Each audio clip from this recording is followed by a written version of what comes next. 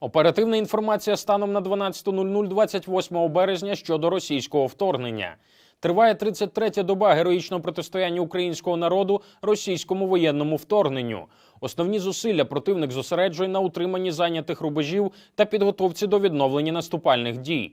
Відзначається перегрупування з метою нарощування наступальних спроможностей для виконання завдання щодо виходу на адміністративні кордони Донецької і Луганської областей. При цьому противником продовжується нанесення ракетно-бомбових ударів по об'єктах військової та цивільної інфраструктури. Також триває підготовка та переміщення додаткових підрозділів Збройних сил Російської Федерації для ведення бойових дій на території України. За наявною інформацією, заплановано відправку військової техніки та 150 військовослужбовців зі складу 155-ї окремої бригади морської піхоти Тихоокеанського флоту.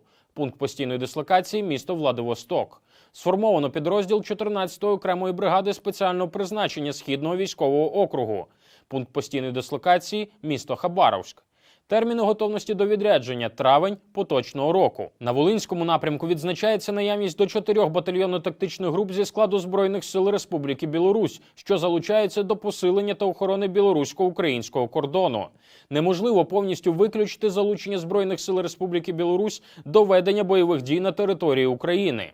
На Поліському напрямку противник активних наступальних дій не здійснював. Продовжує нанесення вогневого ураження по підрозділах наших військ у районах населених пунктів Личенка, Петрушки, Шпитьки та Мощун. Ворог здійснює перегрупування військ та відведення окремих підрозділів на територію Республіки Білорусь для відновлення боєздатності. У Гомельській області Республіки Білорусь фіксується переміщення пускових установок ОТРК «Іскандер-М» у напрямку державного кордону з Україною. На Сіверському напрямку противник силами визначених підрозділів зі складу Центрального військового округу наступальних дій не проводив. Зосередив зусилля на закріпленні та утриманні раніше зайнятих рубежів. Проводить перегрупування, зосереджує техніку в населених пунктах та лісових масивах з метою запобігання її вогневого ураження.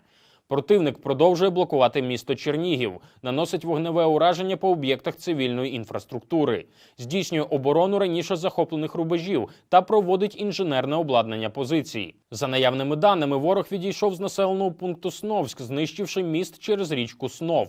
Крім того, російськими окупантами знищені мости в районах населених пунктів Конотоп, Стара Рудня, Смяч, Малий Дирчин та Великий Дирчин. У напрямку на Бровари окупанти намагалися діяти силами окремих підрозділів 90-ї танкової дивізії та 2-ї загальновійськової армії Центрального військового округу.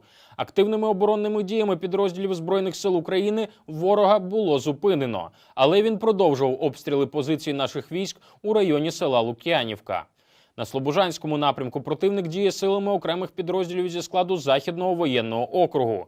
В районі міста Суми активних бойових дій не проводив, продовжував перегрупування військ та виведення їх на територію РФ для відновлення боєздатності після отриманих втрат. За наявною інформацією, морально-психологічний стан особового складу вкрай низький. Так, військовослужбовці 15-го мотострілецького полку відмовляються від участі у війні. У напрямку на Харків наступальних дій ворог не проводив, продовжує блокувати місто та завдавати вогневих ударів по цивільній інфраструктурі, проводить заходи логістичного забезпечення військ. В районі міста Ізюм противник діє силами окремих підрозділів зі складу 20-ї загальновійськової і 1-ї танкової армії та Балтійського флоту. Здійснює перегрупування, поповнення боєприпасів з метою подальшого поновлення наступу на Слов'янськ. На Донецькому напрямку окупанти основні зусилля зосереджують на взятті під контроль населених пунктів Попасна, Рубіжне, виходів до районів населених пунктів Вугледар, Солодке, а також захопленні міста Маріуполь. Противник здійснив артилерійські та мінометні обстріли населених пунктів Торецьке, Світлодарськ, Троїцьке, Піски. У напрямку на Терни в результаті бойового зіткнення з підрозділами Збройних сил України зазнав втрат і відступив до району населеного пункту Макіївка. В Рубіжному за підтримки артилерії намагається закріпитись в північно-західній частині міста. Зазнав втрат, успіху немає. В районі населеного пункту Нью-Йорк Донецької області ворог двічі здійснював спроби штурмових дій. Успіху не мав. Відступив. Продовжує артилерійські обстріли позицій українських захисників.